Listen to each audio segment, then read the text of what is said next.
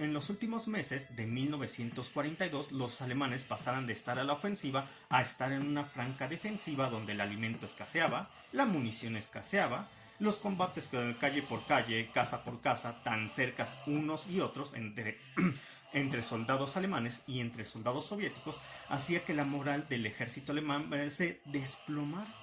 Por lo tanto, ya Paulus estaba muy desesperado, no sabía qué hacer. Me envió un mensaje al general alemán, muy talentoso por cierto, más cercano. Von Manstein. Von Manstein era un especialista en las tácticas en campo abierto y le pidió de favor que si podría intervenir, romper el cerco y liberar así al sexto ejército alemán. Von Manstein lo intentó, pero la verdad es que el ejército organizado por Zhukov era muy grande. Rebasaba por mucho cualquier ejército alemán que estuviera cerca, de tal manera que el sexto ejército alemán no pudiera ser rescatado. Entonces tenemos una situación realmente atroz para los alemanes. La situación se había volteado, se les volteó la tortilla.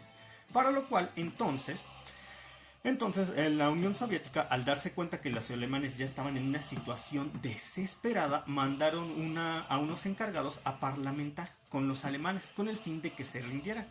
Esto ocurrió a mediados de diciembre de 1942. Se sospecha que los oficiales más fanatizados del ejército nazi impidieron a sus tropas rendirse ante las tropas de la Unión Soviética. El general Paulus, la verdad, ya se notaba que quería rendirse. Sin embargo, estos oficiales fanatizados se lo impidieron, así que despidieron a los enviados del Ejército Rojo y la batalla continuó. Se prolongó de una forma tan horrible para los soldados alemanes que ya estaban desnutridos, con muchas enfermedades, llenos de piojos, que para finales de enero de 1943 el sexto ejército alemán en Stalingrado finalmente se rindió. Hay un detalle importante a señalar que ocurrió antes de esta rendición. Lo que pasa es que en la historia militar, en toda la historia militar alemana, un mariscal de campo, es decir, aquella persona que tiene un rango más elevado que un general en el ejército alemán, nunca se había rendido. Hitler, considerando este hecho y prefiriendo que sus tropas murieran en medio de la ciudad de Stalingrado, pero que murieran dignamente, a sus ojos debería el general Paulus y sus tropas suicidarse con la última bala antes que dar una declaración de que han sido derrotados.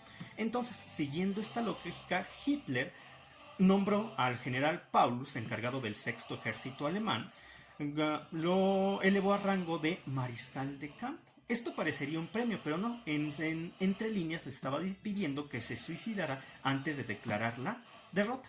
Pero Paulus, ya muy harto de la situación, cansado realmente, declaró: estoy harto del cabo, bueno, algo así similar, y me voy a entregar. De tal manera que el general Paulus entregó a la Unión Soviética con su nuevo grado de mariscal de campo, lo cual obviamente resultó en una gran victoria, además de una gran victoria militar para el Ejército Rojo, una gran victoria propagandística. Se grabó como el mariscal de campo, Paulus se rendía ante los generales alemanes, ante los generales de la Unión Soviética, perdón.